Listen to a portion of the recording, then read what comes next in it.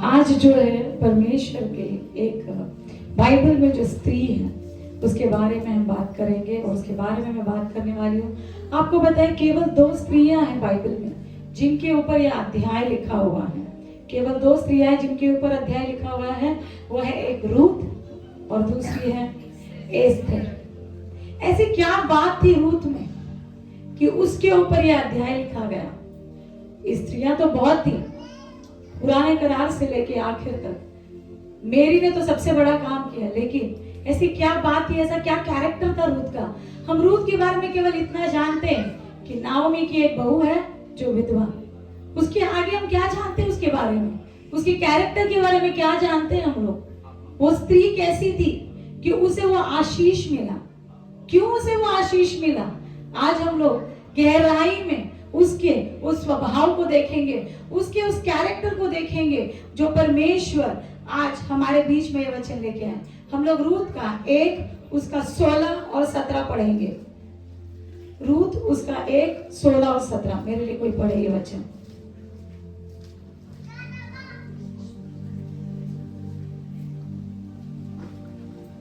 Ruth उसका 1 Ruth की किताब ही खोलिएगा, मैंने उसी से वचन निकाले हैं सारे।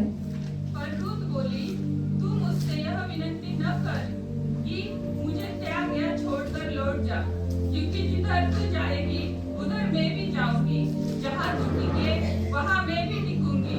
तेरे लोग मेरे लोग होंगे और तेरा परमेश्वर मेरा परमेश्वर होगा। जहाँ तू मरेगी वहाँ मैं भी मरूंगी और वही मुझे भी मिट्टी दी जाएगी। यदि मृत्यु छोड़ा और किसी कारण में तुझसे अलग हूँ तो यहोवा मुझसे वैसे ही वरन उससे भी अधिक करे।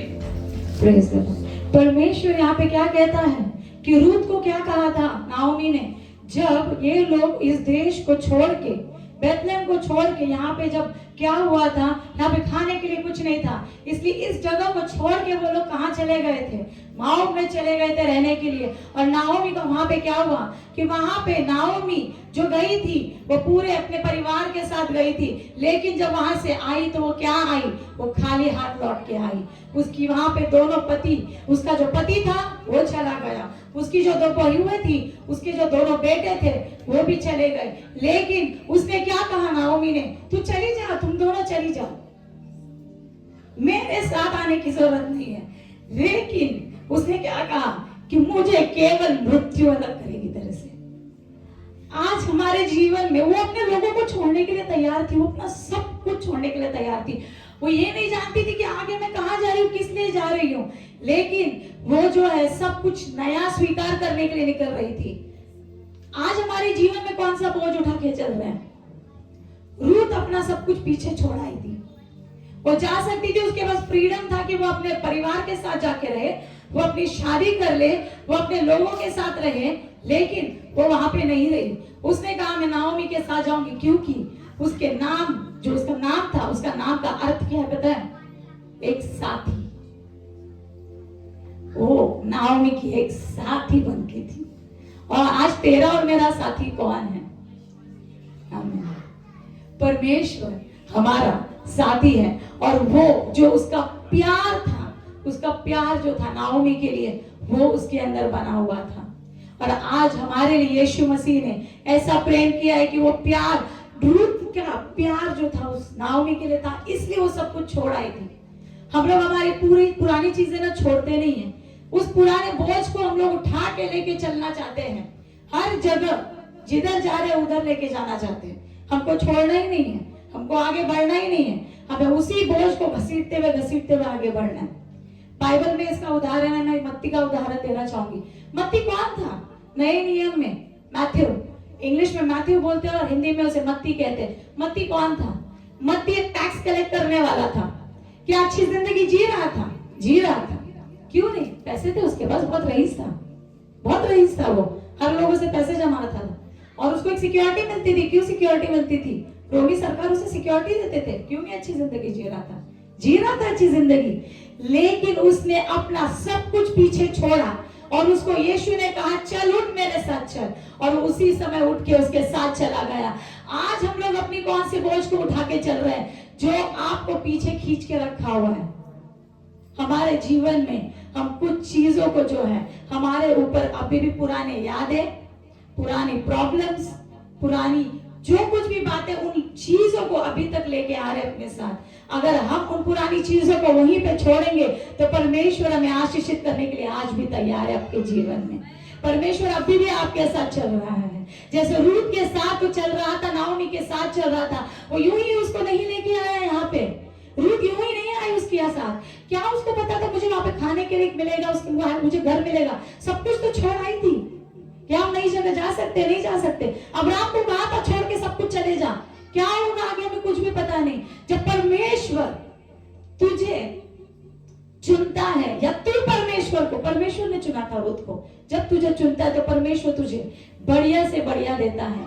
मुझे भी पूछा गया था कभी इसी कलीसिया में, पहले जब कलीसिया में जाती थी, कि तू सेवकाई करेगी क्या, और मैंने ठीक मुंह पे ना कहा था, मैं नहीं करूंगी। लेकिन जब शादी के वक्त पूछा गया था कि मैं सेवकाई करूंगा, क्या तू मेरे साथ खड़ी रहेगी, और मैंने कहा था हाँ। और मैं उस डिसीजन के लिए आनंदित हूं, क्योंकि परमेश्वर का आनंद जो है, परमेश्वर में रहने का, उसके लोगों में रहने का जो आनंद है, वो जगीक चीजों में नहीं है। मैं उन जगीक चीजों में थी, इसलिए मैं उस चीजों को छोड़ना नहीं चाहती थी। मैं उस आनंद को पाना चाहती थी, मैं अच्छे ऑफिस में अच्छे जॉब को पाना चाहती थी, अच्छे पैसे को पाना चाहती थी। लेकिन बाद में जो परमेश्वर ये अनुग्रह दिया है, ये उन जगीक चीजों से बढ़कर है। आज अपने जीवन में सोचो कि आप पीछे कौन से बोझ को लेके ढो रहे हो। क्या अभी भी आपको ढोना है उस बोझ को, कि उसको उसे छोड़ देना है? उन चीजों को छोड़ो पीछे और आगे चलो। जैसे रूथ आगे बढ़ी थी, अपने साथीदार को चुनो। परमेश्वर हमारा साथीदार है, उसका वचन हमारा साथीदार है, लेकिन एक मनुष्य तेरा साथीदार होना जरूरी है। तेरे जीवन में कौन साथीदार है? तुझे एक साथीदार चाहिए जो तेरे साथ आखिर तक रहेगा। वो तुझे केवल मृत्यु अलग करेगी, ऐसा उसने कहा था। और मृत्यु के अलावा मुझे जो है तेरे से कोई भी अलग नहीं करेगा, ऐसा उस रूथ का कैरेक्टर था। और उस रूथ का मतलब था साथी। आज अगर परमेश्वर ने तुझे किसी नाम से पुकारा है ना, वो यूं ही नहीं पुकारा है। आज तेरे नाम का एक मतलब होता है, और इस नाम की घोषणा जीवन भर तेरे ऊपर होती। जब से तू जीता है, जब से तू गर्भ से बाहर आता है ना, तब से लेके तेरी मौत तक तेरे ऊपर वो घोषणा होती रहती है। वो तेरे नाम का मतलब है। तो आज अगर अपने बच्चों के नाम अगर आप देते हो, तो ये सोच के नाम चुनो कि मैं उसके ऊपर पूरी जिंदगी भर घोषणा करने वाली हूँ। जितनी बार तेरा नाम पुकारा जाएगा, उतनी बार उस नाम की घोषणा की जाएगी तेरे ऊपर। वो कोई भी तेरा नाम हो, ये तेरे नाम का मतलब है। तो आज तेरा नाम अगर परमेश्वर ने तुझे दिया है, तो उसका मतलब निकालो, क्योंकि ये जीवन की घोषणा तेरे ऊपर होते जा रही है। ये परमेश्वर का आशीष तेरे ऊपर है। और ये रूथ के ऊपर आशीष था। रूथ का नाम यूं ही नहीं रखा था, उसका नाम था उसकी साथी, और उसके साथी उसके साथ जो है आखिर तक बनी थी। ऐसे कैरेक्टर को लेके चलो। वो केवल एक विधवा नहीं थी, उसके ऊपर एक परमेश्वर का अनुग्रह था, और उसके ऊपर परमेश्वर ने ये एक कृपा दी हुई थी। इसलिए परमेश्वर ने उसका नाम जो है उसको रूप दिया था, और वो उसने प्यार को मांगा। सबसे पहले देखते हैं रूथ कौन थी। उसका एक प्यार था। किसके लिए प्यार था? वो नाओमी के लिए। उसका कैरेक्टर क्या था? प्यार। और उसका नाम जो था साथी। तो प्यार किया उसने नाओमी से, क्योंकि वो भी एक विधवा थी। आप जिस दुख से गुजर रहे हैं ना, तो ही आप दूसरे का दुख समझोगे। जिस परिस्थिति से सुझा रहा है, आज नाओमी भी उसी परिस्थिति में थी, और रूथ भी उस परिस्थिति में थी, और उसे छोड़ना नहीं चाहती थी, क्योंकि वो समझती थी कि ये किस परिस्थिति से गुजर रही है। मैं इसे छोड़ूंगी नहीं, या जहां जाएगी मैं इसके साथ बनी रहूंगी, उसके साथ आखिर तक। और मेरा परमेश्वर न्याय करेगा, और परमेश्वर न्याय करेगा। माओवाइट कौन होते हैं पता है क्या?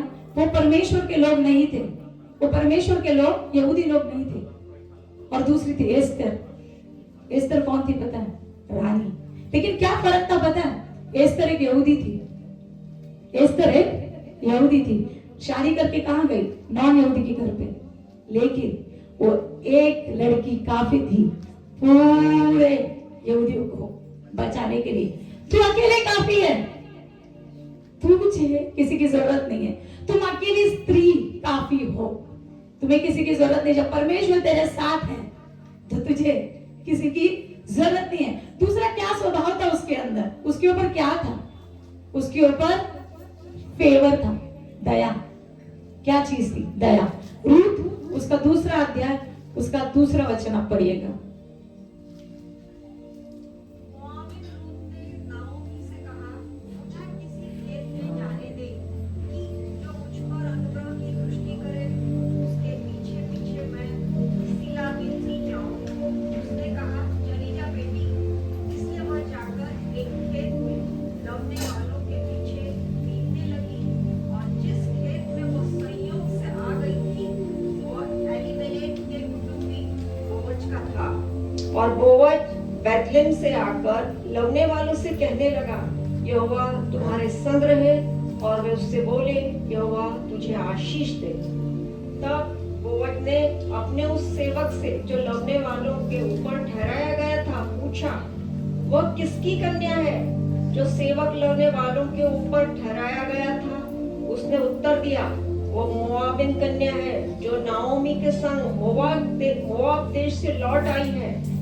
उसने कहा, मुझे लवने वालों के पीछे पीछे फूलों के बीच भीगने और बालें बटोरने दे। तो वह आई और भोर से अब तक यही है, केवल थोड़ी देर तक घर में रही थी। Praise the Lord. परमेश्वर ने क्या किया? आपने पता है, रूथ जब खेतों में गई, रूथ ने सबसे पहले क्या बोला अपनी नाओमी को? वो एक ओबीडिएंट थी, उसने फेवर मांगा। क्या मांगा उसने? फेवर मांगा, दया मांगी। कि पर नाओमी को बोला उसने, क्या मैं किसी के खेत में जाके काम कर सकती हूँ? अभी इस जग में आए हैं पेट भरने के लिए, खाना पीना कुछ तो लगेगा ही हम लोगों को, तो उसको कुछ तो करना पड़ेगा उसके लिए। सास तो नहीं जा सकती, लेकिन मैं जाती हूँ और क्या करती हूँ, किसी की दया तो होगी मुझ पे, थोड़ी सी दया होगी। उस दया को वो घर से लेके निकली थी, उस दया को वो घर से लेके निकली थी। इसलिए जो बोआज का सर्वेंट था, जहाँ पे वो काम कर रही थी, उसका जो देखभाल करता था, उसको बोला कि क्या मैं यहाँ पे काम कर सकती हूँ? तेरे जो लोग कटनी कर रहे हैं, जो काट रहे हैं खेत, मैं उनके पीछे चल सकती हूँ। क्योंकि क्या होता है, जब खेत काटते हैं ना, जब फसल कटती है, उस कुछ दाने नीचे गिर जाते हैं, और उस समय जो है वो दाने नीचे गिरे, तो वो दाने चुनने के लिए गई थी वो। तो उसने पूछा कि मैं ये उठा सकती हूँ क्या? और उसने क्या किया, उस फेवर को मांगा और वो फेवर को लेके चली थी। अगर आप आपके जीवन में उस फेवर को, आपके जीवन की कोई भी परिस्थिति हो, लेकिन मैं जब विश्वास से इसी घर से या जिस भी जगह से उस फेवर को लेके चलती हूँ ना, जहां पे आप जाओगे ना, वहां पे तेरे ऊपर उसकी दया उतरेगी। और इसलिए उसने उसको परमिशन दी कि तू चल और तू उठा, तुझे जितना चाहिए उतना। और उसके बाद जो है वो स्त्री जो उसे उठाती रही। दया मांगना बहुत जरूरी है। परमेश्वर ने आपके ऊपर दया की है, जो हम लोगों को चुना है। और आपको पता है परमेश्वर ने किन किन लोगों पे दया की है। हम लोग कुछ लोगों को देखेंगे कि परमेश्वर ने किन लोगों पे दया की है। सबसे पहले नोहा पे की है। किस पे की है? नोहा पे दया की है। कुछ गिने चुने लोग हैं जिनके ऊपर परमेश्वर ने खुद अपनी दया दिखाई है। वैसी दया रूथ ने मांगी थी अपने ऊपर, और उसी दया को लेके और कृपा को लेके हमको चलना है। और उसके हम लोग पढ़ेंगे उत्पत्ति उसका 6 उसका 8। ये वचन कहता है कि परमेश्वर की दया उसके ऊपर बनी हुई थी। उत्पत्ति उसका 6 उसका 8 पढ़िएगा। परंतु यहोवा के अनुग्रह की दृष्टि नूह पर बनी रही। Praise the Lord. किसकी दृष्टि बनी पड़ी? यहोवा के अनुग्रह की दृष्टि उसके ऊपर बनी रही, और इसलिए पूरे लोगों में वो अकेला चुना गया। लोग उसे बेवकूफ कहते होंगे कि क्या नाव बना रहे, क्या पागल जैसे लकड़ी उठा रहा है और क्या कर रहा है, लेकिन आखिर में जब देखा गया तो वो अकेला व्यक्ति था, जो उसका परिवार था, जो बचाया गया था। क्यों? क्योंकि परमेश्वर की दृष्टि उसके ऊपर पड़ी थी। तेरे ऊपर जब परमेश्वर की दृष्टि पड़ती है ना, तो तेरे आजू बाजू के लोग जो है तेरे पे हंसे, लेकिन परमेश्वर तुझे उठाने वाला है। ऐसी दृष्टि को मांगो, परमेश्वर की दृष्टि तेरे पे पड़े, तुझे उसको देखने की जरूरत नहीं है। ऐसे वचनों पे चलो कि परमेश्वर तुझे पुकारे कि उठ और चल, मेरी दृष्टि तेरे पे पड़ी हुई है। दूसरा व्यक्ति कौन है? यूसुफ। यूसुफ जेनेसिस उत्पत्ति उसका 29 उसका 21 से 23 पढ़िए।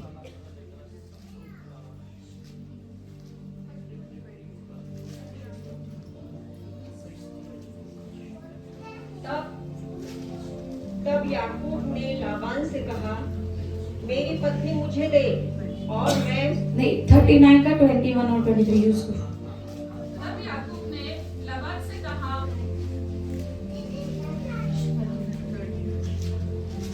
उत्पत्ति 39, 21 to 23। तब याकूब ने लाबान से कहा, मेरी पत्नी मुझे दे। पर यहोवा यूसुफ के संग संग रहा और उस पर करुणा की और Praise God। बंदीगृह के दारोगा के अनुग्रह की दृष्टि उस पर हुई। Praise the Lord. बस कौन सा वचन है सिस्टर, गलत हुआ था क्या? 39 का 21। वेल, अच्छा। परमेश्वर की दृष्टि से, but the Lord was with Joseph and he showed him kindness and favour. क्या दृष्टि पड़ी यूसुफ के ऊपर? क्या कर रहा था यूसुफ वहां पे? यूसुफ किधर था? जेल के अंदर था? क्या जेल में रहना अच्छी बात है? नहीं, लेकिन परमेश्वर ने उसकी दृष्टि उसके ऊपर पड़ी थी। किसके ऊपर पड़ी थी? यूसुफ के ऊपर। जब परमेश्वर की दृष्टि तेरे ऊपर पड़ती है, उस जेल में रहना अच्छी बात नहीं है। तेरी जिस परिस्थिति में तू है उस रहने उसमें अच्छी बात नहीं है, लेकिन उस जेल का अधिकारी जो था उसने क्या किया था? सारे उसकी अथॉरिटी किसके हाथ में दी थी? यूसुफ के हाथ में दी थी। किसके हाथ में दी थी? यूसुफ के हाथ में दी थी। तो परमेश्वर अगर तुझे जिस परिस्थिति में तुझे लगता है कि मैं जेल में पड़ा हूं, मैं एक बंदी गृह में पड़ा हुआ है, मुझे एक चार कोने में बांध के रखा है, अरे पूरे जेल का अधिकारी तुझे बना के रखा हुआ है। जो अधिकारी रहता था तो वो बोलता था तू ले ये सारी चाबियां और तुझे जो करना है तू कर। वो आंखें बंद करके रहता था, पूरे विश्वास से उसके हाथों में दिया था। परमेश्वर तू जिस परिस्थिति में तू जेल में भी रहेगा ना, तो उसका वचन कहता है वो तुझे सिर बनाएगा, पूंछ नहीं बनाएगा। अगर तू जिस परिस्थिति में भी है तो परमेश्वर तुझे वहां पे भी ऊंचा उठाने वाला है। ये मत सोच कि तू उस परिस्थिति में बंधा हुआ है और उसके बाद जो है वो क्या हुआ? राजा का प्रेसिडेंट हुआ। तेरी परिस्थिति जो है तुझे अभी नीचा दिखाने की कोशिश कर रही है, लेकिन तूने तेरे उठने का समय जो है वो दूर नहीं है। ऐसा उस रूत का कैरेक्टर था, ऐसा फेवर था। उस फेवर को परमेश्वर ने इस कलीसिया के ऊपर दिया और उस फेवर को हम लोगों को मानना। और जब वो फेवर को लेके चलते हो तो तू हर जगह विजयी होता है। तीसरा हम देखेंगे कौन है? एस्तर। एस्तर रानी 2:17। एस्तर का दूसरा अध्याय उसका 17 पढ़िएगा।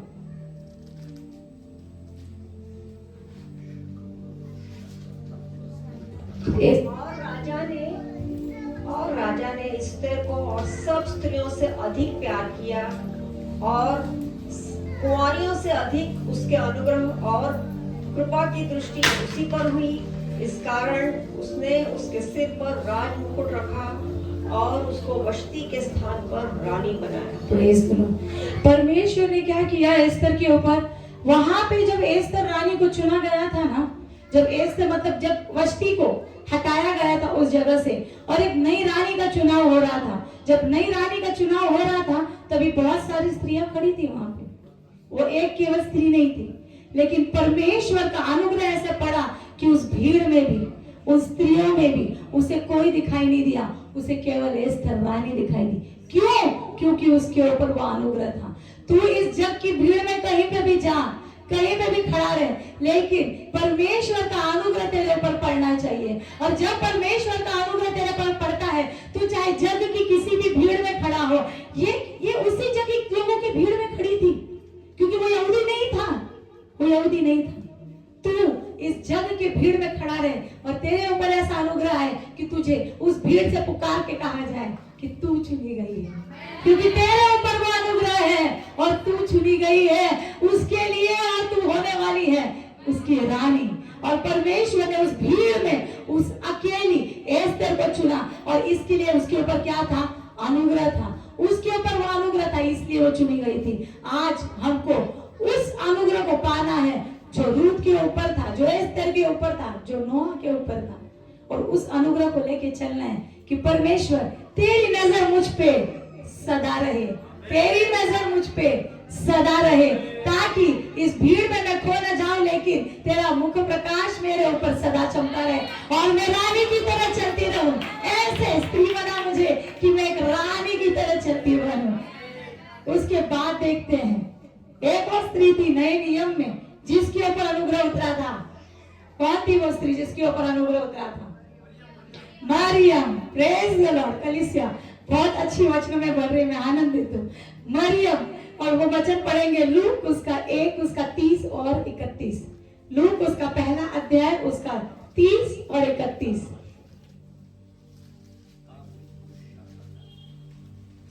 स्वर्गदूत ने उससे कहा, हे मरियम, भयभीत न हो, क्योंकि परमेश्वर का अनुग्रह तुझ पर हुआ है। और देख, तू गर्भवती होगी और तेरे एक पुत्र उत्पन्न होगा, तू उसका नाम यीशु रखना। Praise the Lord. परमेश्वर का अनुग्रह उसके ऊपर ऐसा उतरा कि क्या बोला? गर्भवती होगी। परमेश्वर तुझे गर्भवती करने के लिए किसी और चीज की जरूरत नहीं है। ना तुझे IVF की जरूरत है, ना तुझे किसी ट्रीटमेंट की जरूरत है। गर्भवती जितनी स्त्रियां हुई है वो किसकी वजह से हुआ है? परमेश्वर ने वो अनुग्रह दिया और इसलिए मरियम गर्भवती हुई थी। अगर तू आज गर्भवती नहीं हुई तो परमेश्वर कहता है कुंवारे होते हुए अगर मैं इसको मेरी को गर्भवती कर सकता हूँ तो मैं तुझे भी गर्भवती करने का सामर्थ्य रखता हूँ। तेरी उम्र चाहे कितनी भी हो, तेरे शरीर में चाहे कितनी भी प्रॉब्लम्स हो, लेकिन परमेश्वर आज भी वो सामर्थ्य रखता है कि वो तुझे गर्भवती कर सकता है। और गर्भ का फल वचन कहता है परमेश्वर का, गर्भ का फल किसकी ओर से है? यहोवा की ओर से है। आज जितने खाली गर्भ है वो सारे गर्भ किसके नाम से भरेंगे? यहोवा की ओर से। ऐसी कृपा परमेश्वर उतारे मेरे ऊपर कि मेरा घर आज ही इसी वक्त परमेश्वर के अनुग्रह से भर जाए। परमेश्वर की ऐसी दृष्टि पड़े कि खाली गर्भ मेरी की तरह हर एक के जीवन में भर देगा परमेश्वर। ऐसे अनुग्रह को मांगो परमेश्वर को कि उसकी कृपा दृष्टि तेरे ऊपर पड़े, ताकि तू किसी चीज में भी खाली ना रहे, लेकिन हर चीज में भरपूरी से बढ़ते रहे। सो हम लोग देखते थे परमेश्वर ने सबसे पहले रूथ का कैरेक्टर है प्रेम का, दूसरा कैरेक्टर है उसके ऊपर कि उसके ऊपर एक अनुग्रह था, और ये सब परमेश्वर ने उसको दिया। अगर हम और तीसरी चीज देखते हैं हम लोग की रूथ में क्या था ऐसा? वो एक मेहनती थी। क्या थी वो? मेहनती थी। वचन कहता है रूथ उसका दूसरा अध्याय उसका 6 और 7वां वचन। जो सेवक लौने वालों के ऊपर ठहराया गया था उसने उत्तर दिया, वह मोआबिन कन्या है जो नाओमी के संग मोआब देश से लौट आई है। उसने कहा था, मुझे लौने वालों के पीछे पीछे फूलों के बीच पीने और बाले बटोरने दे।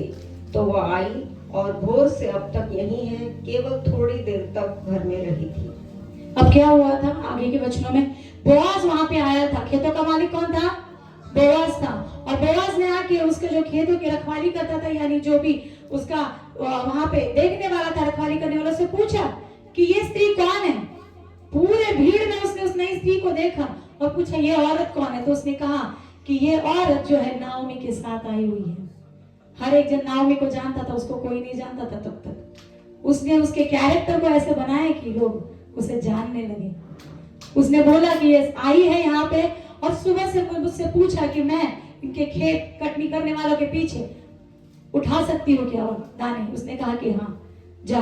बोलते सुबह से काम कर रही है, ये क्या कर रही है? उसने अनुग्रह पाया। किसकी आंखों में पाया पता है? उस सर्वेंट की आंखों में भी पाया। उस सर्वेंट की आंखों में अनुग्रह पाया क्योंकि वो सुबह से उसे देख रहा था। उसने कोई ब्रेक नहीं लिया, उसने कोई छुट्टी नहीं ली, सुबह से लेके सिर्फ चुन रही है। परमेश्वर ने कहा है कि मेहनती बनो। अगर वो मेहनत नहीं करती और वो छोटा छोटा ब्रेक लेती, वो कहती कि मैं लंच का ब्रेक लेती हूँ, फिर मैं जाती हूँ बाहर, फिर थोड़ी धूप लग रही है बैठती हूँ, क्या उसको वो देखता था? कहता था आलसी औरत है, जाने दो इसे, कौन ध्यान देगा, उठा रही उठाने दो, नहीं उठा रही मत उठाने दो, मुझे क्या लेना देना। लेकिन वो अपनी मेहनत कर रही थी और इसलिए उस सर्वेंट की नजर भी उसके ऊपर पड़ी। जिस वक्त तू मेहनती होता है तो परमेश्वर क्या करता है? तेरे बारे में बोलने के लिए लोगों को तैयार करता है। उस सर्वेंट को तैयार किया तो उसने मालिक को, बोआज को बताया कि रूथ जो है सुबह से काम कर रही है, उसने एक छोटा सा ब्रेक लिया है और वो नाओमी के साथ यहाँ पे आई हुई है, जो विधवा है, जिसके बेटे चले गए हैं और कोई भी नहीं है। और उसकी मेहनत देखी उसने और उसके बाद जो है उसे वो दिया। आपको पता है यूसुफ जो था, उसको मैंने पहले भी बताया आपको, अभी इस वक्त जो है इजरायली लोग क्या थे, इजरायली मजदूरी में थे, स्लेवरी में थे। क्यों थे? यूसुफ ने जो कुछ भी कार्य किए थे ना, वो उस फारो को पता थे, जब तक उसके ऊपर फेवर था, उस राजा तक ही पता था। जब नया राजा बना ना, तो उसको पता ही नहीं था इस यूसुफ ने किया क्या है। बस वो ये देखता था कि ये लोग, बस उनका पॉपुलेशन बढ़ते जा रहा है, अगर ये लोग बढ़ गए तो मुझे हो जाएगी दिक्कत। और इसलिए वो लोगों ने क्या किया, उस नाम को कंटिन्यू रखना जरूरी है। रूथ ने उस नाम को, उस मेहनत को कंटिन्यू रखना चाहा। यूसुफ का क्या हुआ, उसका नाम जो है वहां पे खत्म हुआ, उस राजा को पता ही नहीं था, और इसलिए जो है ये लोग मजदूरी में पड़ गए। आज तू कौन सी चीज को भूल रहा है कि तू स्लेवरी में पड़ रहा है? आज जो है तू कौन सी चीज में पड़ रहा है कि तू स्लेवरी में पड़ रहा है? वहां पे जो है क्या हुआ था, यूसुफ के बारे में उसकी कहानी खत्म हो गई थी। क्या उसके लोग नहीं थे बताने के लिए? उसके लोग थे, उसकी पीढ़ियां थी वहां पे, लेकिन कोई बताने के लिए नहीं था। लेकिन रूथ का वहां पे जो सर्वेंट था, बोआज का सर्वेंट, बोआज के सर्वेंट ने बताया, इसलिए वो आगे बढ़ पाई। और यूसुफ जो है, उसके बाकी लोग जो है मजदूरी में पड़ गए। तो तुझे अपना नाम कंटिन्यू करने के लिए तुझे अपना हार्डवर्क कंटिन्यू रखना है, जिस वजह से तेरा नाम जो है आखिर तक बना रहे, आखिर तक लोगों को पता चले कि तू कैसी है और तेरा कैरेक्टर कैसा है। तेरा नाम हर एक के जबान पे होना चाहिए। ऐसा परमेश्वर का एक अनुग्रह तेरे ऊपर चाहिए। उसके बाद जो है परमेश्वर का वचन क्या कहता है कि बोआज की आंखों में उसने अनुग्रह पाया, और अनुग्रह पाया। पहले तो सर्वेंट की आंखों में पाया, उसके बाद उसने बोआज की आंखों में अनुग्रह पाया। और वो हम लोग देखते हैं रूथ उसका 2 अध्याय और उसका 11 और उसका 12। बोअज ने उत्तर दिया, जो कुछ तूने पति की मृत्यु के बाद अपनी सास से किया है, और तू किस प्रकार अपने माता पिता और जन्मभूमि को छोड़कर ऐसे लोगों में आई है जिनको तू पहले न जानती थी, यह सब मुझे विस्तार के साथ बताया गया है। यहोवा तेरे कार्य का फल दे, और इस्राएल का परमेश्वर यहोवा जिसके पंखों तले तू शरण लेने आई है, तुझे पूरा बदला दे। Praise the Lord. परमेश्वर क्या कहता है कि उसने बोआज की आंखों में फेवर पाया। क्यों पाया वो फेवर?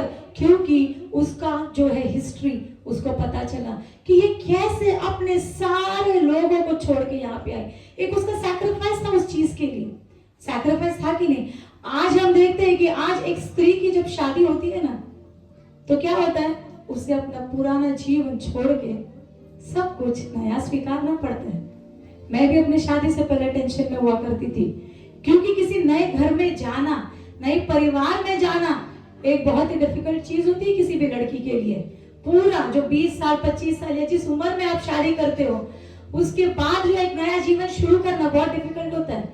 मैं इसलिए शादी से डरती थी कि मुझे शादी नहीं करनी थी, लेकिन वो सब कुछ छोड़ के हम लोग जो क्या करते, एक नए जीवन में आते। एक स्त्री, पति को तो नहीं छोड़ना पड़ता, वो तो अपने घर पे रहता है, वो अपने कंफर्ट जोन में रहते हैं, लेकिन हमें अपने कंफर्ट जोन से निकल के एक नया परिवार, एक नया घर, उनके तौर तरीके हमें सब सीखना है। और इसने क्या किया था, ये तो इजरायली नहीं थे, इन लोगों से क्या करना था, लेकिन उसने अपना सब कुछ सैक्रिफाइस करके उसने इजरायली लोगों को चुना। उसने उस इजरायली परमेश्वर को चुना। और जिस वक्त तू परमेश्वर को चुनता है, परमेश्वर क्या करता है?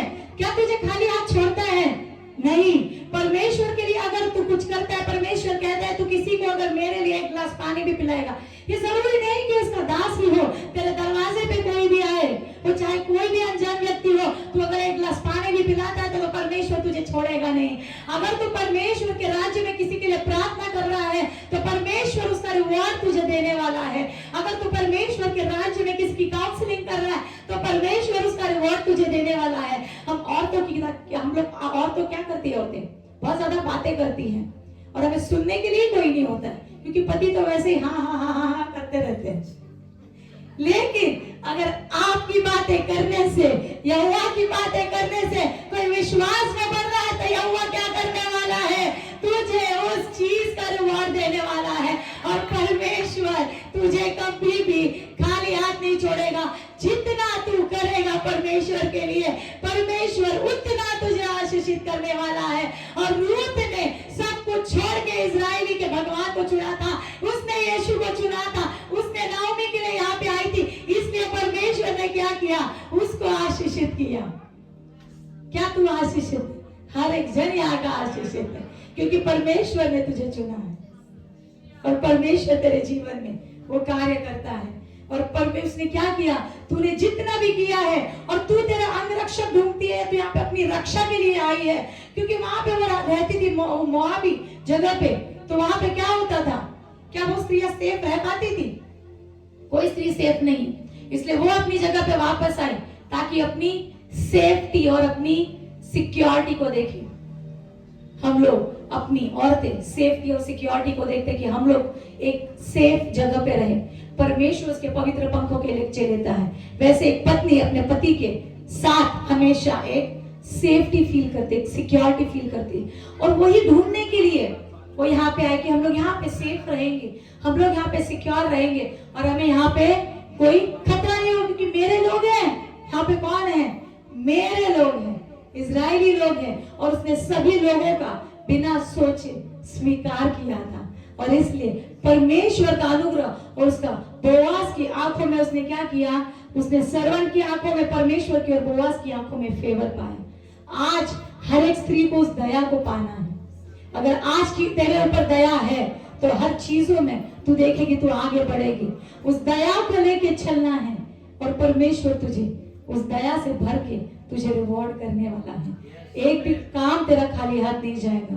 परमेश्वर कहता है कि हर एक चीज को, बारीक सी बारीक चीज को वो देखता है।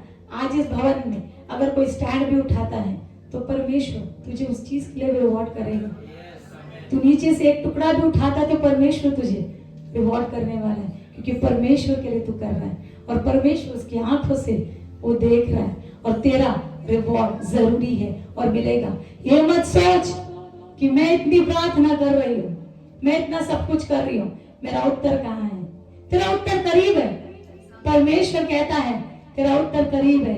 ये परिस्थिति जो है कुछ टाइम की है, और परमेश्वर की आंखों में फेवर पाया, इसलिए उसने कहा उसके सर्वेंट्स को भी क्या आज्ञा दी कि इसको जो कर रही है इसे करने दो, इसे रोको मत, इसके लिए और अनाज नीचे गिराओ, ताकि और ये उठा के लेके जाए, और झटको नीचे, ताकि और उठा कर लेके जाए। ऐसे अनुग्रह को मांगो कि परमेश्वर इतना सा आशीष नहीं, ऐसे ऊपर से बरसाए मन्ना के ऊपर तेरे ऊपर आशीष कि तू उठा उठा के थक जाए। जैसे परमेश्वर ने आशीषित किया था, स्वर्ग से मन्ना गिराया था, वैसा आशीष परमेश्वर और ऐसा रिवॉर्ड को रिसीव करो कि परमेश्वर सर से तेरे ऊपर ऐसा रिवॉर्ड देगा कि तू उसे उठा उठा के चलेगा और उसे अपने साथ जिंदगी में रखेगा। Praise the Lord. उसके बाद वो क्या ढूंढने आई थी? अपना अंगरक्षक। कौन था वहां पे अंगरक्षक? उसका हम देखते हैं रूत, उसका दूसरा अध्याय, उसका 19 और 20। रूत दूसरा अध्याय, उसका 19 और 20। उसकी सास ने उससे कहा, आज तू कहाँ बीनती और कहाँ काम करती थी? धन्य वह हो जिसने तेरी सुधि ली है। तब उसने अपनी सास को बता दिया कि मैं किसके पास काम किया, और कहा, जिस पुरुष के पास मैंने आज काम किया उसका नाम बोअज है। नाओमी ने अपनी बहू से कहा, वह यहोवा की ओर से आशीष पाए, क्योंकि उसने न तो जीवित पर से और न मरे हुओं पर से अपनी करुणा हटाई। फिर नाओमी ने उससे कहा, वह पुरुष तो हमारा एक कुटुंबी है, वरन उसमें से जिनको हमारी भूमि छुड़ाने का अधिकार है। तब रूत मोआबिन बोली, उसने मुझसे यह भी कहा, जब तक मेरे सेवक मेरी सारी कटनी पूरी न कर चुके, तब तक उन्हीं के संग लगी रहा।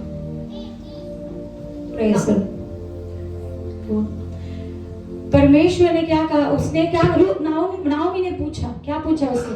कहाँ गई थी आज काम करने के लिए?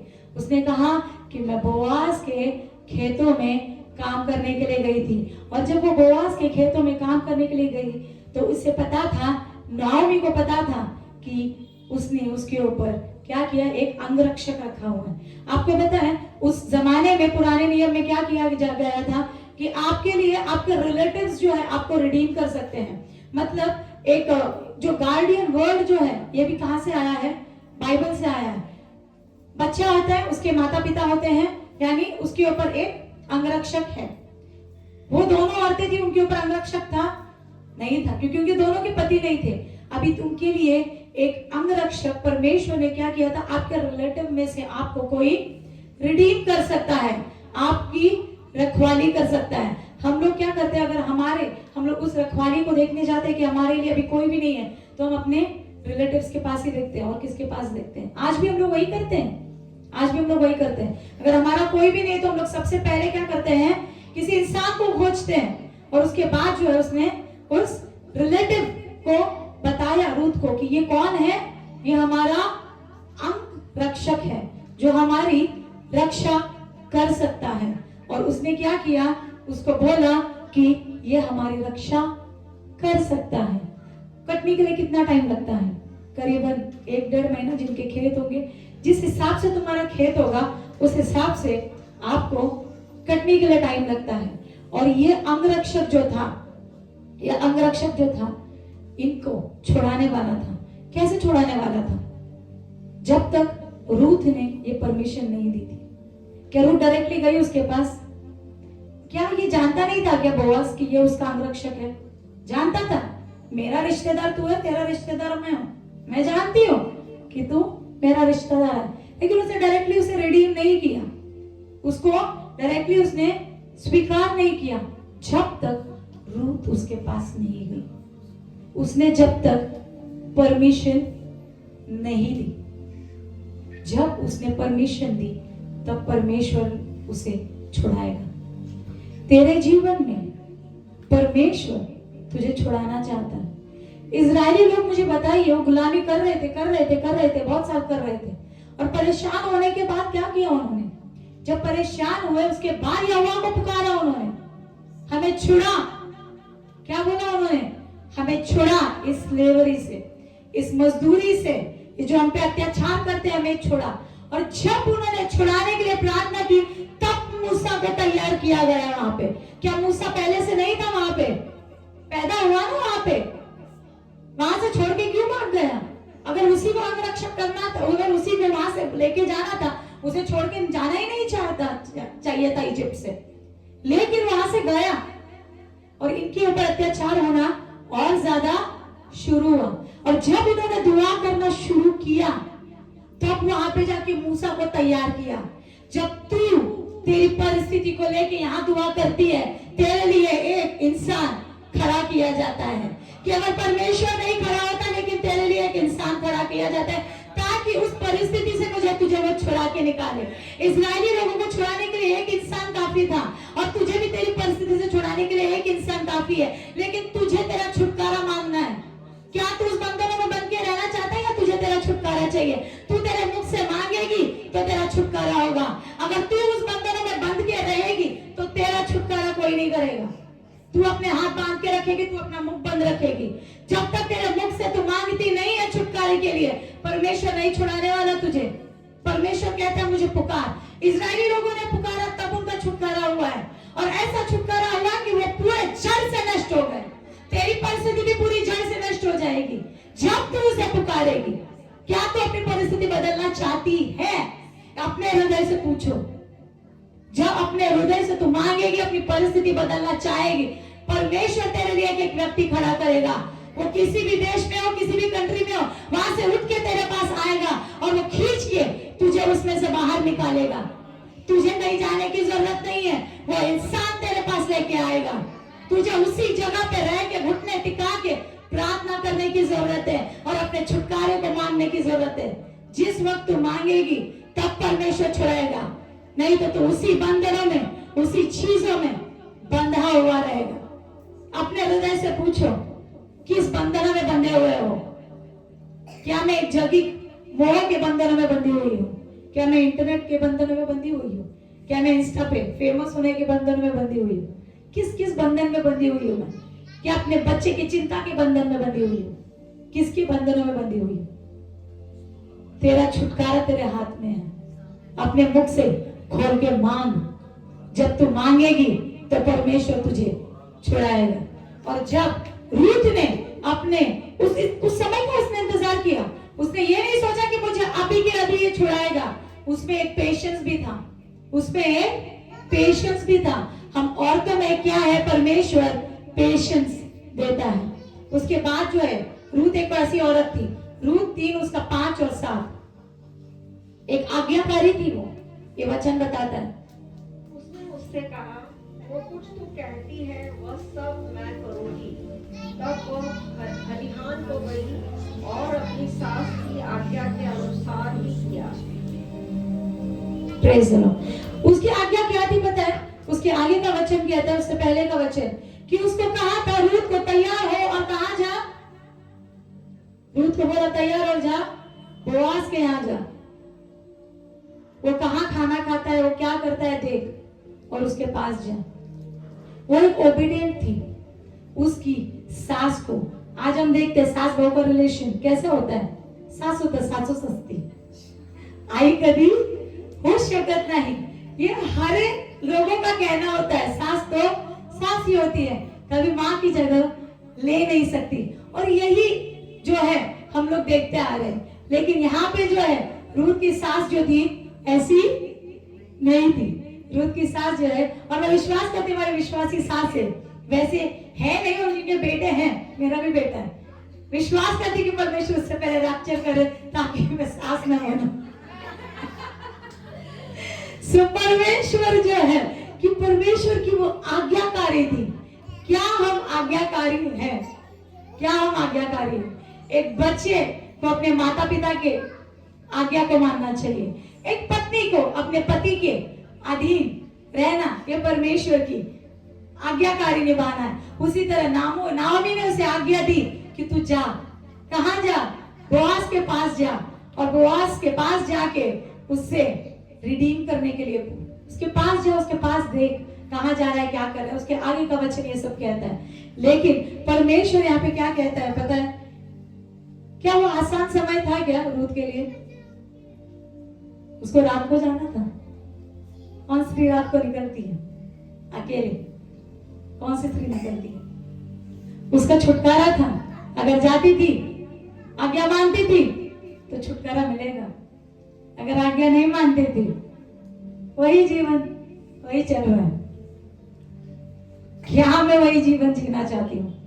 हम लोग कितनी बार अपनी कंफर्ट जोन में आ जाते हैं। एक जॉब पे जाते हैं, उसी कंपनी में कंफर्ट जोन में आते हैं, चल रहा है, सुबह का काम चल रहा है, दोपहर का चल रहा है, घर पे पगार मिल रहा है, चल रहा है। एक कंफर्ट जोन में आते हैं। इसको भी खाना पानी सब कुछ मिल रहा था, एक कंफर्ट जोन में रह सकते हम लोग, लेकिन इसने रहना नहीं चाहिए। उसने ओबीडियंस को चुना और उसने ओबीडियंट होके आज्ञाकारी बन के वहां पे जाने की धाड़स बनाई। रात को उसको जाना था। शाम को 6-7 बजे के बाद, वो टाइम पे लाइट नहीं होती थी, बिजली नहीं होती थी। आजकल तो औरतें निकल सकती हैं, लेकिन उसे जाना था रिस्क लेके कि कोई उसे देखे नहीं देखे, कोई देखना भी नहीं चाहिए आपको। इस रीति से उसको जाना था वहां पे कि मुझे कोई देखना भी नहीं चाहिए।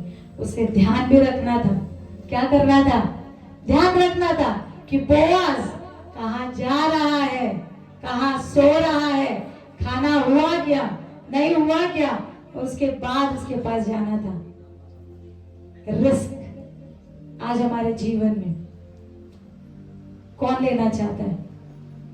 कोई नहीं लेना चाहता, कोई नहीं लेना चाहता। अगर मैं रिस्क लेती हूँ तो मैं फ्री हूँ, अगर नहीं लेती चल रहा है मेरा नॉर्मल जी।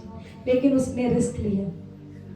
आज तेरे जीवन में अगर तू किसी कठिन समय से जा रही है या तुझे बहुत ज्यादा पीड़ा हो रही है किसी परिस्थिति में, तेरा छुटकारा तेरे पास है, कुछ ही दूरी पे है।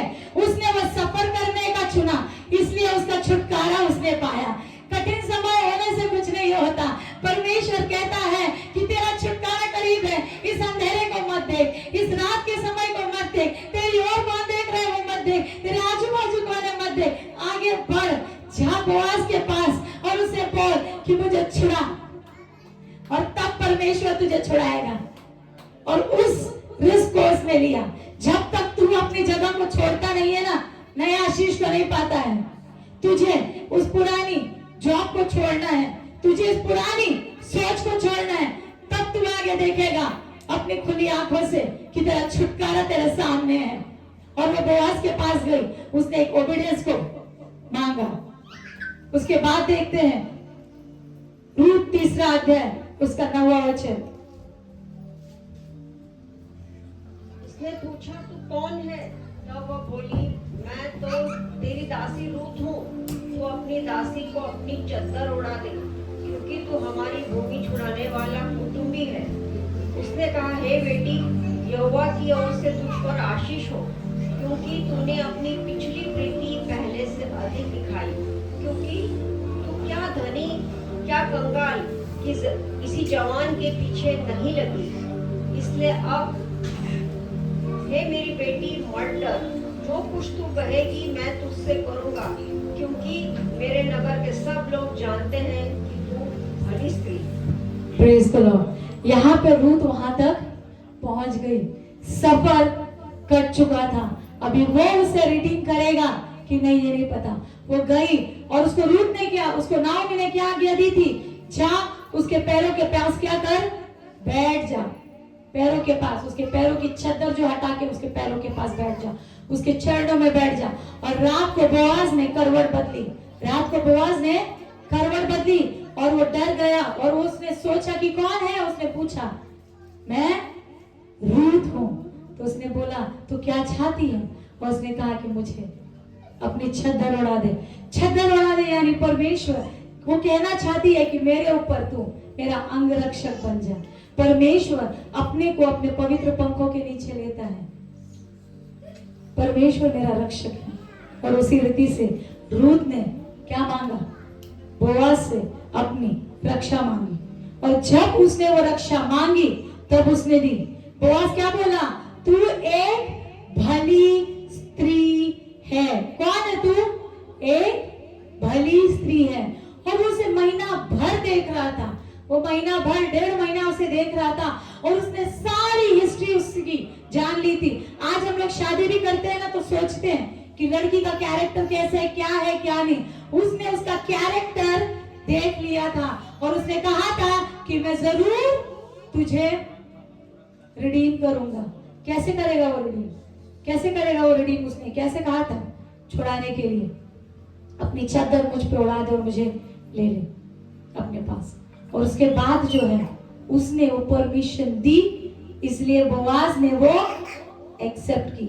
उसके पास ऑप्शंस थे, रूत के पास काफी सारे लोग होंगे ना, काफी सारे लोग थे, लेकिन वो एक आज्ञाकारी थी, इसलिए उसने अपनी सास की आज्ञा मानी। सास की आज्ञा मान के अपने रिडीमर के पास गई और वहां तक उसने अपना सफर काटा।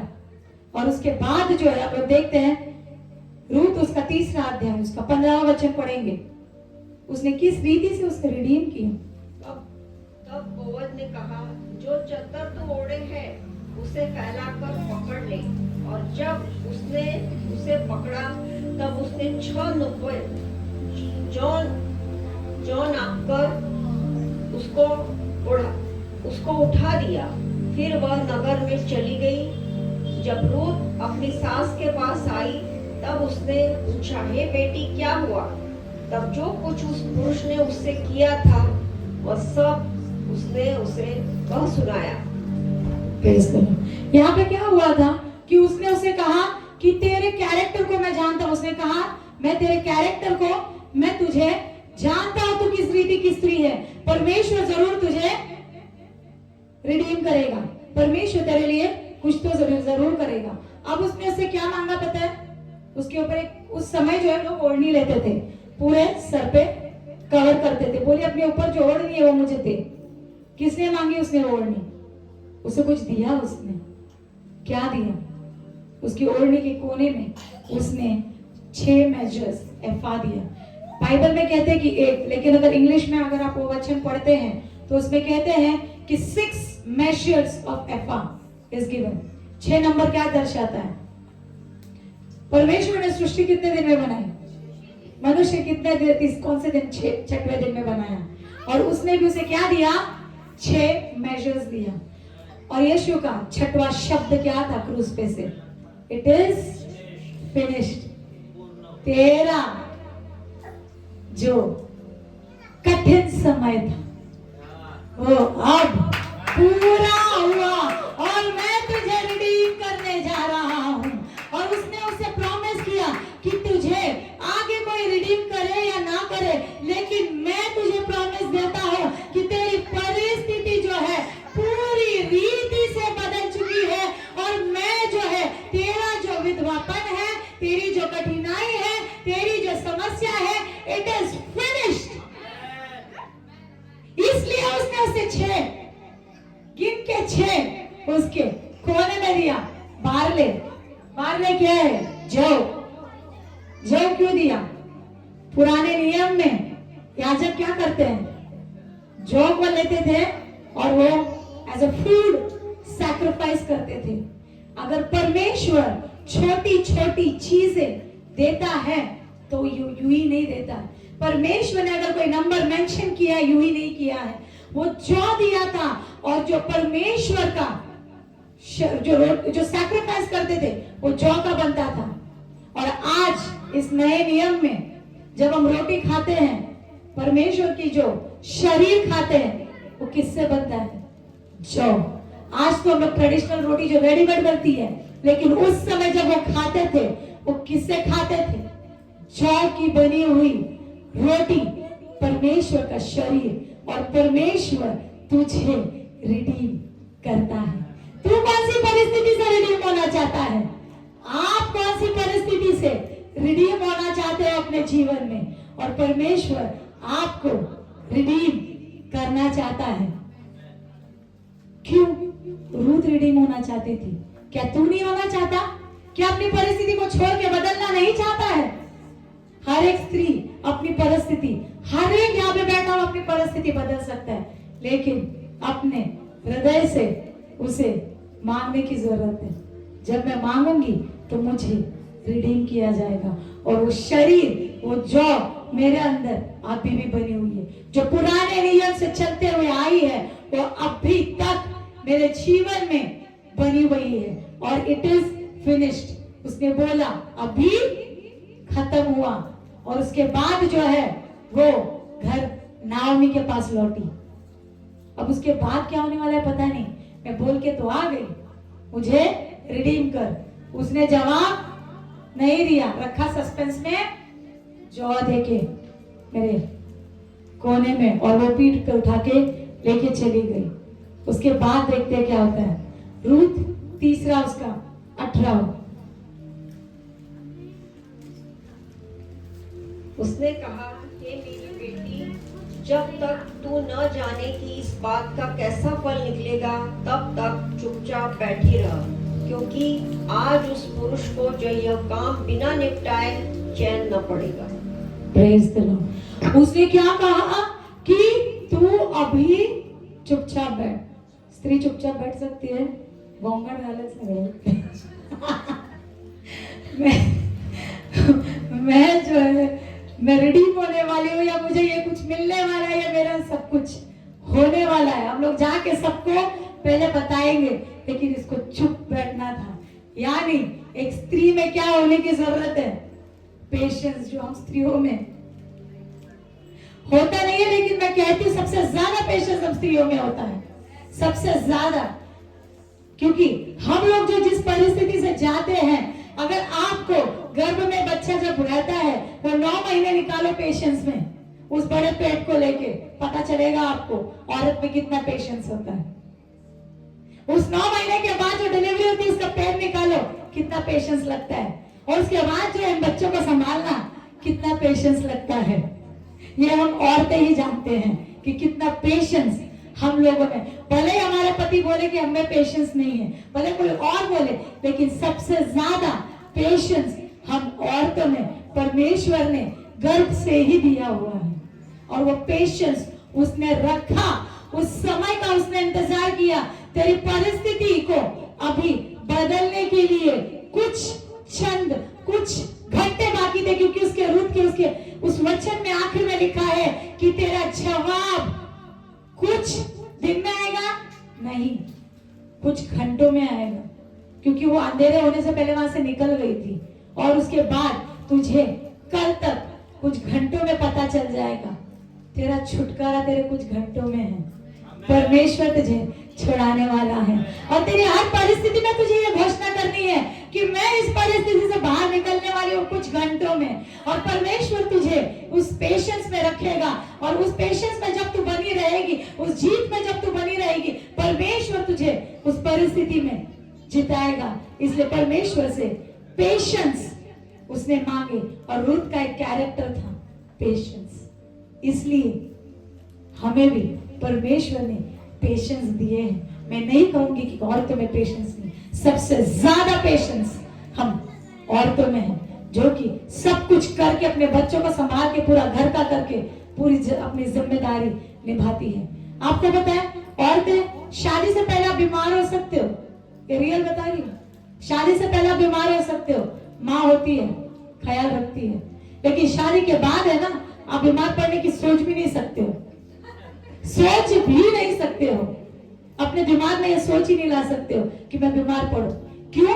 क्योंकि मैं बीमार पड़ी तो मेरे बच्चों को कौन देखेगा, मेरे पति को कौन देखेगा। तेरी सोच तुझे लेके जाती है, इसलिए तू बीमार नहीं पड़ती।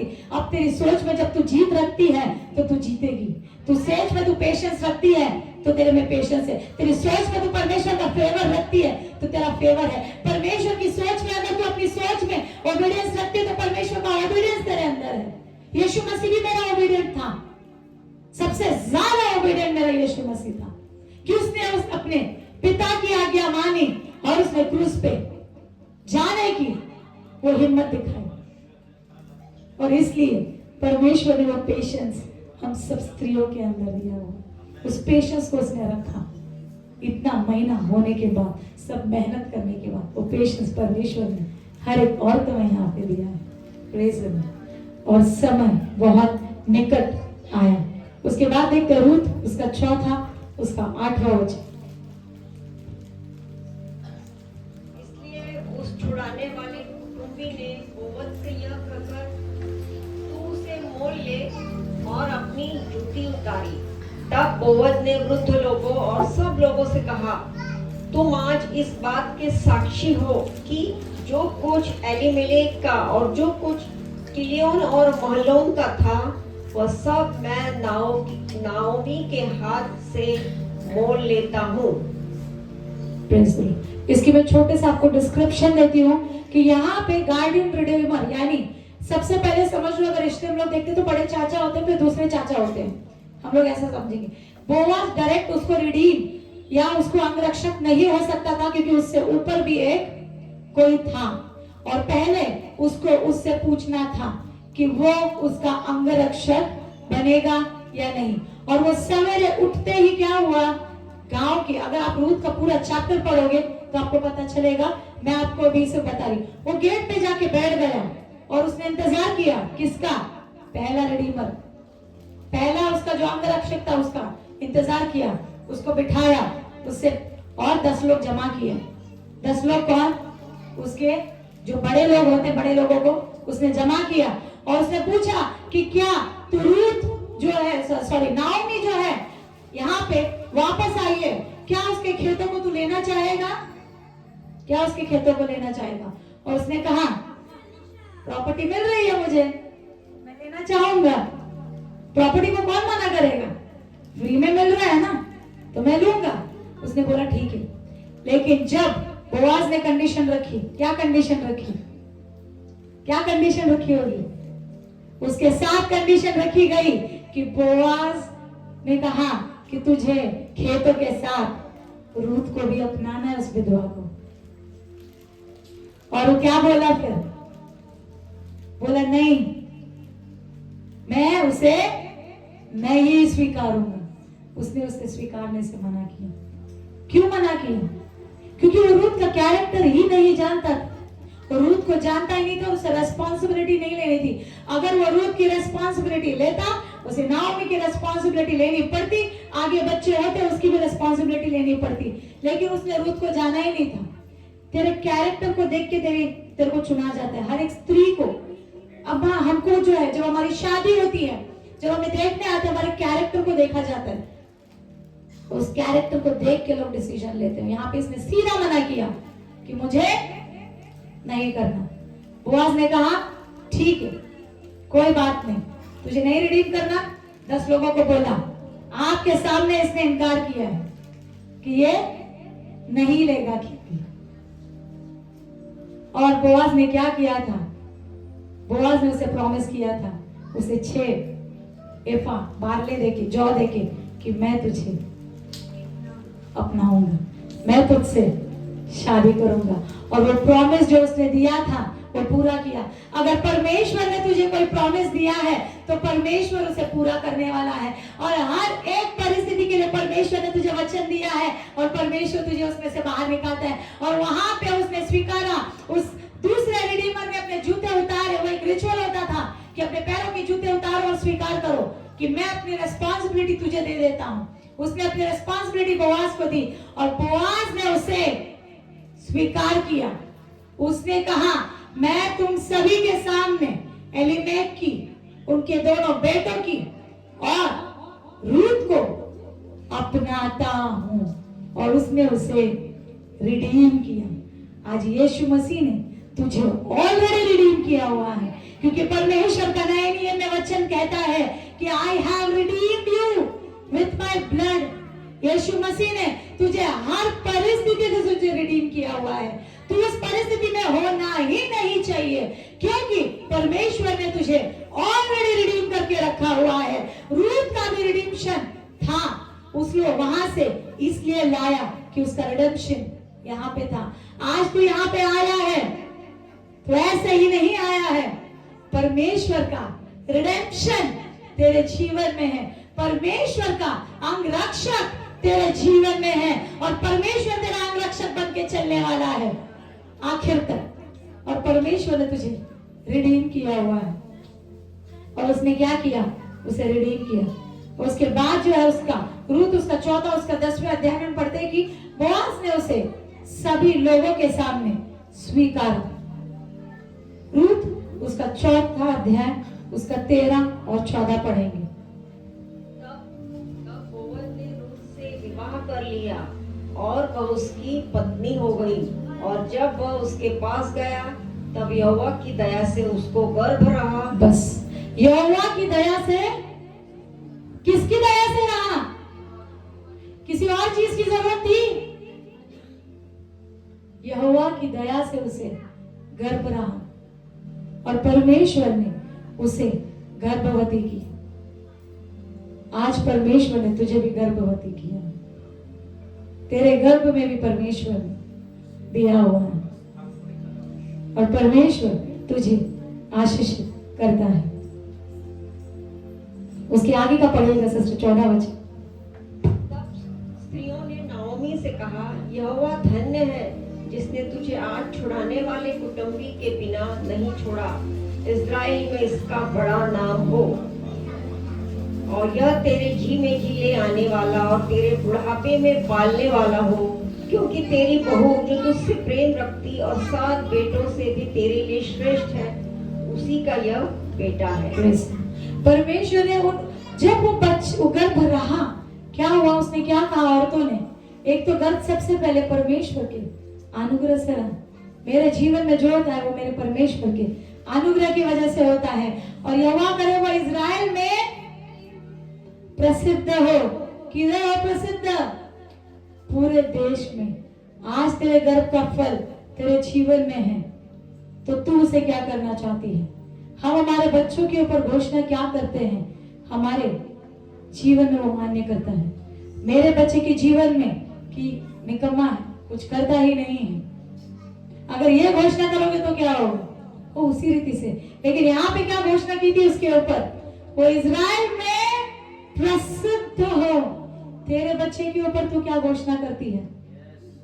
वो मान्य करता है। मैं मेरे बेटों के ऊपर घोषणा करती हूँ और हम लोग हमेशा संडे स्कूल के बच्चे के ऊपर घोषणा करते हैं कि ये सारे सिर है पूछने। अपने मुख से अपने बच्चों के लिए हमेशा आशीष के शब्द निकाले। वो चाहे कितना भी कुछ करे, लेकिन अपने मुख को हमेशा संभाले, ताकि अपने बच्चों के ऊपर आप हमेशा आशीष को घोषणा करें। यह जब पेट में था तभी से उसके ऊपर औरतों ने घोषणा की कि ये इजराइल में क्या हो, प्रसिद्ध हो। वो रूत थी, वो किसी और जाति से थी, क्या उसका अधिकार था ये सब पाने का? लेकिन परमेश्वर का अनुग्रह उसके ऊपर उतरा, इसलिए उसने ये सब पाया, इसलिए उसने ये सब पाया। नहीं तो ये नहीं पा सकती थी। और उसे वो गर्भ का फल केवल परमेश्वर ने दिया, और वो नाम जो है इजराइल में प्रसिद्ध हुआ। किस रीति से प्रसिद्ध हुआ? और एक उसका रूत का 4 अध्याय उसका 15वां वचन पढ़ेंगे। यह तेरे जी में जी ले आने वाला और तेरे बुढ़ापे में पालने वाला हो, क्योंकि तेरी बहू जो तुझसे प्रेम रखती और 7 बेटों से भी तेरे लिए श्रेष्ठ है। Praise Lord. किससे श्रेष्ठ है? 7 बेटों से भी श्रेष्ठ है। कौन है? कौन है 7 बेटों से श्रेष्ठ? बेटा या नाम या रूत? रूत जो है उसके जीवन में 7 बेटों से भी श्रेष्ठ है। 7 नंबर क्या दर्शाता है पता है? पूरा, कंप्लीट, फिनिश्ड। और उसके ऊपर अगर आपके जीवन में एक औरत, एक इंसान परमेश्वर ऐसा देगा कि वो तेरे लिए 7 लोगों की जो स्ट्रेंथ है उनसे भी बढ़कर होगा। परमेश्वर ऐसा तेरे जीवन में देगा कि तुझे 7 लोगों की जरूरत नहीं है। परमेश्वर एक ही व्यक्ति तेरे जीवन में ऐसा भेजेगा, जैसे नाओमी के जीवन में केवल रूत को भेजा, और रूत उसकी रिडीमर बनी थी। क्या नाओमी रिडीमर बन सकती थी? नहीं हो सकती थी। उसकी बहू हो सकती थी। केवल वो थी जिसकी वजह से उसके खेत लिए गए, जिसके वजह से उसकी बोआज के साथ शादी हुई, और जिसके वजह से जो है उसके गर्भ में वो बच्चा रहा, और वो इजराइल का नाम रोशन करने वाला था। उसके जीवन में 7 लोगों से बढ़कर एक ही औरत थी। और हमारी कलीसिया में भी अगर तू अकेली है तो अकेली काफी है। तू हर एक चीजों के लिए तुझे 7 लोगों की 10 लोगों की जरूरत नहीं है, लेकिन तू अकेली काफी है हर एक चीज जीतने के लिए। और परमेश्वर ने उस रूत को बनाया था ऐसा, वो कैरेक्टर अपने अंदर मानना है कि मुझे रूत जैसे बना कि मुझे 7 लोगों की जरूरत ना पड़े, मुझे केवल एक ऐसा व्यक्ति भेज जो मेरी सारी जरूरतों को पूरा करे। सारी जरूरतों को, एक भी चीज आपकी छूटेगी नहीं, लेकिन सारी जरूरतों को पूरा करेगा। वो चाहे आपकी कोई भी जरूरत हो, चाहे वो आपका कर्जा हो, चाहे वो आपकी शादी हो, चाहे वो आपकी आजू बाजू की कितनी भी बड़ी प्रॉब्लम हो। आपको ज्यादा लोगों की जरूरत नहीं है। मेरा यहोवा केवल अकेला काफी है, और एक मनुष्य तू खुद अकेले काफी है रिडीम करने के लिए। तू ऐसी स्त्री बन कि तेरे द्वारा 10 लोगों का उद्धार हो। आज रूत ने इसके लिए, हमारे लिए वो क्या हुई पता है क्या? रूत गर्भवती, और उसके गर्भ में कौन था पता है? रूत 4 उसका 17 वचन। और उसकी पड़ोसिनों ने यह कहकर एक बेटा उत्पन्न हुआ है, लड़के का नाम ओबेद रखा। ईशे का पिता और दाऊद का दादा वही हुआ। Praise the Lord. हम किस घराने के हैं? दाऊद के घराने के हैं। और रूत किसके घराने की हुई? रूत हुई दाऊद की दादी, और उसने जन्म दिया ओबेद को। क्या बोआज के और बेटे नहीं थे क्या? थे। उसकी और पत्नियां नहीं थी क्या? थे। लेकिन केवल रूत को चुना गया क्योंकि यहोवा ने वो गर्भ का फल दिया था, और ओबेद उसके जीवन में आया। और ओबेद का जो है बेटा था जेसी, और जेसी का बेटा कौन था? दाऊद। और दाऊद ऐसा बेटा था जो हम लोग बोलते हैं हम दाऊद की संतान है। उसके ऊपर ऐसा अनुग्रह था कि वो बचपन से ही परमेश्वर के लिए करते आया। बचपन से ही उसके ऊपर अनॉइंटिंग थी। और परमेश्वर तुझे ऐसे बनाता है, परमेश्वर तेरे जीवन में ऐसा करता है कि बचपन से ही तुझे चुन लिया जाए। और वो दाऊद के घराने की हुई। परमेश्वर ने रूत को ऐसे उठा के नहीं लाया। यहाँ पे रूत ने जो डिसीजन लिया, विजडम था उसके अंदर, वो बुद्धि थी उसके परमेश्वर से वो बुद्धि को हमें मांगना है कि परमेश्वर मुझे छुड़ाए। और हम लोग दाऊद के घर के हैं, दाऊद के घराने के हैं, और दाऊद के घराने से कौन हुआ? यीशु मसीह हुआ। और हम भी उस घर के, और हम जानते दाऊद एक राजा हुआ था। कैसा राजा हुआ था? उसके ऊपर जो उसकी माँ एक फेवर को, दाऊद के ऊपर भी क्या उतरा था मुझे बताइए? दाऊद के ऊपर भी फेवर उतरा था। ये माँ जो है बचपन ये माँ जब वहां से निकली ना, जब उसने वो जगहों को छोड़ा, उसने उस फेवर को मांगा, उसने उस अनुग्रह को मांगा, और उस अनुग्रह को लेके चलती गई। इसलिए वो अनुग्रह किसके ऊपर उतरा? दाऊद के ऊपर। दाऊद के ऊपर जो अनुग्रह उतरा था, इसलिए वो राजा बना। आज तू भी उस अनुग्रह को मांग कि हम लोग उस घराने से हैं जो रूत के ऊपर आशीषित किया। तू भी अगर किसी और घराने से आई है तो आज तू दाऊद के घराने की है, और परमेश्वर तुझे ऊंचा उठाता है, और परमेश्वर तुझे आशीषित करता है। हम रूत का कैरेक्टर देखते हैं कि रूत का कैरेक्टर इतना सुंदर है। हम लोग अभी उसका कैरेक्टर में कितना सुंदर देखा कि उसके अंदर प्यार, ओबीडियंस, उसके अंदर जो है एक फेवर, एक दया, एक कृपा उसने मांगी थी। और यहाँ की हर एक स्त्री उस दया को पाती है।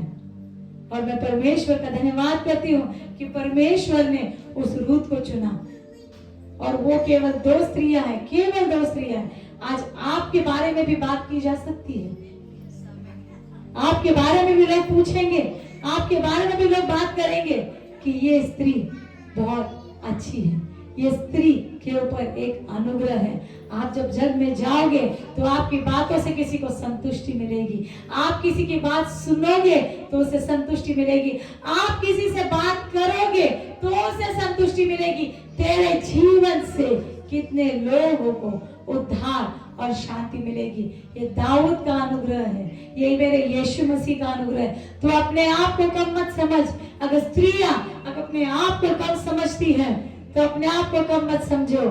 रूत जैसी बनो कि तू अकेले काफी है, और तू जो है हर एक लोगों पे जो है हर एक लोगों को रिडीम कर सकती है, और हर एक लोगों पे 7 बेटों की जरूरत नहीं हमें, हमें केवल एक स्त्री काफी है।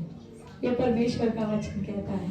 और इसलिए मैं परमेश्वर का धन्यवाद करती हूँ कि परमेश्वर ने आपसे इन वचनों द्वारा बात की।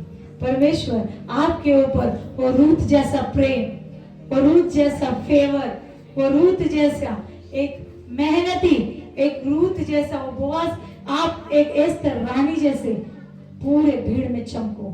ये सारी स्त्री आज भीड़ में छुपेंगी नहीं। आप जिस में भीड़ में होंगे, यीशु मसीह उसको तेरे ऊपर चमकाएगा। आप जो है हर चीजों में ऊपर रहोगे। इतनी सारे लोगों में आप खिलते हुए दिखोगे। आपकी मुस्कुराहट परमेश्वर को दिखेगी, और सारे लोगों में तेरा मुख प्रकाश, परमेश्वर का मुख प्रकाश तेरे ऊपर होगा। और जैसे एस्तर रानी को चुना गया था, हर एक लोगों को हटाया जाएगा तेरे आजू बाजू से, और तुझे कहा जाएगा तू रानी होगी, और तू सारे इजरायली लोगों को छुड़ाएगी। और वही कैरेक्टर को आज हम यहाँ से पूरी चोजन वंश की स्त्रियों के ऊपर घोषणा करते हैं कि तू हर एक की रिडीमर बन जा। तेरे ओर से हर एक लोगों का उद्धार हो, तेरी ओर से वचन बांटे जाए, और तेरी ओर से अगर परमेश्वर कहे तो तेरे टेस्टिमनी से तेरा उदाहरण लिखा जाए, और तेरा उदाहरण तू लोगों को बता कर यहाँ से कि मैं किस प्रकार की स्त्री थी और मैं कैसे बदल गई। मैं एक अलग जीवन जीती थी, मैं पूरी तरीके से एक अलग जीवन जिया करती थी, लेकिन आज जब मैं परमेश्वर में हूँ, मेरा पूरा जीवन जो अलग है। आप देखते हो ना, हाथों के 2 पहलू होते हैं। मैं सच में वैसी थी, मैं बिल्कुल अलग थी। जो आप मुझे इस रूप में देख रहे हैं, ये मेरा रूप था ही नहीं। मैं सेवकाई में कभी आना ही नहीं चाहती थी, लेकिन परमेश्वर तुझे कब किस जगह से चुन के उठाएगा और किस जगह पे उठा के रखेगा तू जानता नहीं है। तू भी एस्तर रानी की तरह उठाया जाएगा, और तू भी यहाँ पे हर एक भीड़ में चमकाया जाएगा। आज हम यहाँ पे हैं जो सारी स्त्रियां वर्शिप करती है, मैं उनके लिए भी घोषित करती हूँ। आज तू यहाँ स्तुति आराधना कर रही है, लेकिन परमेश्वर कहीं तुझे बड़ी स्टेज पर उठा के लेके जाने वाला है। आज जितनी बार पहली बहुत स्त्रियों ने यहाँ पे कदम रखा है, तू भी उठाई जाएगी और तू स्तुति आराधना करेगी परमेश्वर के लिए। तू परमेश्वर के लिए वचन बांटेगी और ये अनुग्रह परमेश्वर का हर एक स्त्री के ऊपर यहाँ पे बना रहेगा। मैं परमेश्वर के नाम का धन्यवाद करती हूँ और मैं पासवान को आगे बुला